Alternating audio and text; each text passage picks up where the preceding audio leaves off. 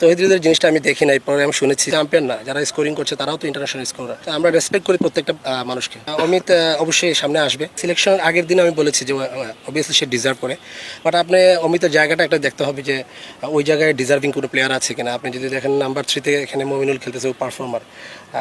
আমার মনে হয় যে অবশ্যই সিলেক্টর ভালো চিন্তা ভাবনা করছে। আমি আশা করি যে সিলেক্টররা ওখানে সেকেন্ড টেস্ট ম্যাচ নিয়ে চিন্তা করছে। অমিত অবশ্যই সামনে আসবে, সামনে টিমের খেলা আছে, এগুলো ভালো খেলুক, আমি মনে করি সে আসবে। আরেকটা প্রশ্ন ভাই, আসলে আপনি বললেন যে একান্ত জায়গা পর একটা ব্যাপার থাকে, তারপরেও মানে এই ধরনের প্লেয়ার যারা যারা প্রমিজিং, তাদের আসলে দলের সাথে রাখার একটা ব্যাপার থাকে, ড্রেসিং রুম শেয়ার করার একটা ব্যাপার থাকে, ওই সুযোগটা কি পাওয়া উচিত কিনা? অবশ্যই আমি মনে করি যে যারা ইয়াং, যারা পারফর্ম করছে কনসিস্টেন্টলি, তাদেরকে অবশ্যই সুযোগটা দেওয়া উচিত ড্রেসিং রুম শেয়ার করার জন্য। এবং আমি যতটুকু সিলেক্টরদের সাথে আলাপ করেছিলাম, তারা তাদেরকে নিয়ে চিন্তা ভাবনা করছে, এবং আমি আশা করি যে হয়তো ফার্স্ট টেস্ট না হলেও অমিত হাসানকে সেকেন্ড টেস্ট নিয়ে তারা ড্রেসিং রুমে অ্যাটলিস্ট শেয়ার করবে। ভাই, ওই যে আম্পায়ারিং নিয়ে একটা প্রশ্ন উঠছিল, আমাদের তৌহিদ হৃদয় বলেছে যে উনিও ইন্টারন্যাশনাল ক্রিকেটার, আম্পায়ার হচ্ছে ইন্টারন্যাশনাল আম্পায়ার আর কি। তো বিষয়টা হচ্ছে অ্যাজ এ ক্রিকেটার হিসেবে এভাবে কি আম্পায়ারদেরকে ডিসরেসপেক্ট করা যায় কিনা? খুব কঠিন প্রশ্ন ভাই। তৌহিদুলের জিনিসটা আমি দেখি নাই, পরে আমি শুনেছি যে ও এরকম করে কথা বলেছে। যেহেতু সে বলেছে এটা তার একান্ত ব্যক্তিগত মত। প্রত্যেকটা পার্সন, প্রত্যেকটা তার রেসপেক্টেবল জায়গা আছে, আমরা সম্মান করি প্রতিটা জায়গায় যে যারা যা কাজ করছে। ইভেন আপনি যদি আম্পায়ার না, যারা স্কোরিং করছে তারাও তো ইন্টারন্যাশনাল স্কোরার। তো আমরা রেসপেক্ট করি প্রত্যেকটা মানুষকে। একটা প্রশ্ন ছিল, সেটা হচ্ছে যে সাদমান ইসলাম সাদমান অবভিয়াসলি খুব ভালো একটা টেস্ট প্লেয়ার। আপনি দেখেন কনসিস্টেন্টলি সে ওয়ানডেতে এখানে ঢাকা প্রিমিয়ার লিগে খুব ভালো ক্রিকেট খেলেছে। আমি মনে করি না সে শুধু টেস্ট প্লেয়ার, সে ওয়ানডের জন্য ভালো প্লেয়ার। তো সাদমানের জন্য শুভকামনা থাকবে জিম্বাবুয়ের সাথে, যেন সে তার কনসিস্টেন্ট ধারাবাহিকতা ধরে রাখতে পারে। ভাই, প্রথমবারের মতো সুপার লিগে উঠলেন, আসলে এমন একটা দল নিয়ে সুপার লিগে ওঠা নিশ্চিত করে বড় অর্জন। এমন একটা বড় দলটা আসলে আমি মনে করি অগ্রণী ব্যাংক অনেক ভালো টিম, সুপার লিগ খেলার মতো টিম, তারা ডিজার্ভ করে এখানে খেলা।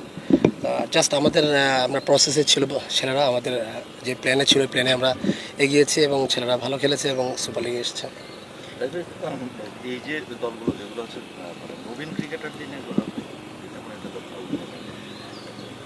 এদের নিয়ে কাজ করতে গিয়ে আসলে যে কমিটমেন্টটা থাকে, নিশ্চয়ই একটা কমিটমেন্ট থাকে টিমের প্রতি এবং বিসিবির প্রতি, যেখান থেকে ক্রিকেটার তৈরি করে দিতে হবে। এই কাজটা আসলে কত কঠিন? এটা আসলে অনেক কঠিন, কারণ সিলেকশন কমিটিতে তো আসলে আমরা থাকি না, সিলেক্টররা সিলেক্ট করে দেয় এবং ওই প্লেয়ারদেরকে নিয়ে কাজ করতে হয়। অবশ্যই লিমিটেড নবীন প্লেয়ারই আমরা পাই। যতটুকু পাই এদেরকে নিয়ে আমরা যতটুকু সর্বোচ্চ আমাদের চেষ্টা থাকে, এক্সপিরিয়েন্স আমাদের যতটুকু আছে এটা আমরা তাদেরকে দেওয়ার চেষ্টা করি এবং তারা ওটা এক্সিকিউট করে মাঠে। আর আমার মনে হয় যে এটা টাফ, বাট আমরা যারা এসেছি নতুন যারা কোচ এসেছে, আমরা মনে করি যে আমাদের জন্য এতটুকু টাফ না, কারণ আমরা এক্সপিরিয়েন্সটা আমরা শেয়ার করতে পারি ইজিলি। কারণ ইন্টারন্যাশনাল ক্রিকেটটা কীভাবে হয়েছে, কীভাবে খেলা হচ্ছে, কীভাবে টাফনেস হওয়া যায়, আমরা মনে করি যে এভাবে রেডি করাটা আমাদের জন্য ইজি।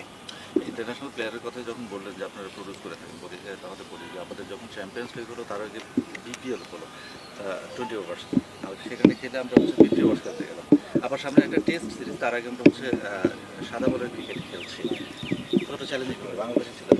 দেখেন T20 আর আপনি যদি ওয়ান ডে ধরেন তাহলে ডিফারেন্ট, বাট ওয়ান ডে আর যদি টেস্ট ধরেন ইটস লাইক এ সিমিলার, কারণ এটা 50-100 ওভারের খেলা। আপনি বেশিরভাগ দেখবেন আপনার ফার্স্ট ক্লাস ক্রিকেটে অনেক হয় যে 50 ওভারের মধ্যে আউট হয়ে যায়, 40 ওভারের মধ্যে আউট হয়ে যায়। বাট আমি মনে করি যেটা এটা এত হ্যাম্পার করবেন, এটা ভালো একটা প্র্যাকটিস হচ্ছে ওয়ান ডে, কারণ এটা সামনে টেস্ট খেলা আছে।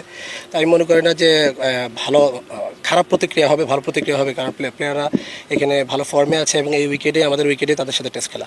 আপনার দলেও হচ্ছে গিয়ে ন্যাশনাল টিমের আপ টু দ্য মার্কের একজন প্লেয়ার আছে, আলাদা রেসপন্সিবিলিটি কাজ করে কিনা তাদের নিয়ে যখন কাজ করেন? সত্যি কথা কি, আমি তো খেলেছি এদের সাথেও, তাদের সাথে খেলেছি এবং আমি মনে করি আমি অ্যাজ এ টিমমেট হিসেবে তাদের সাথে কাজ করি, আর তারা আমাকে অ্যাজ এ গার্ডিয়ান হিসেবে মনে করে।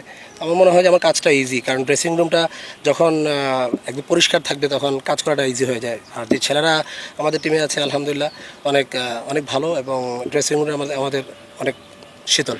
রাজিম ভাই, মানে টেস্ট শুরু হচ্ছে, গত বছর বাংলাদেশের হোমে কিন্তু খুব একটা রেজাল্ট ভালো হয়নি, এবং প্রথম টেস্টটা আপনার হোম ভেন্যুতে, আপনার প্রত্যাশাটা কী থাকছে? অবশ্যই কোনো ড্র না এই ম্যাচ জিম্বাবুয়ের সাথে আমরা অবশ্যই জেতার আশা করি এবং টেস্ট সিরিজ আমরা যেন জিম্বাবুয়ের সাথে জিততে পারি, কারণ আমরা আপনি যদি দেখেন 2000 সাল থেকে এখন পর্যন্ত আমরা টেস্টে কিন্তু তেমন একটা এগোতে পারি নাই। বাট আমরা মনে করি যে টিম হয়েছে বাংলাদেশ টিম যেভাবে প্লেয়ারে এগোচ্ছে অবভিয়াসলি জিম্বাবুয়ের সাথে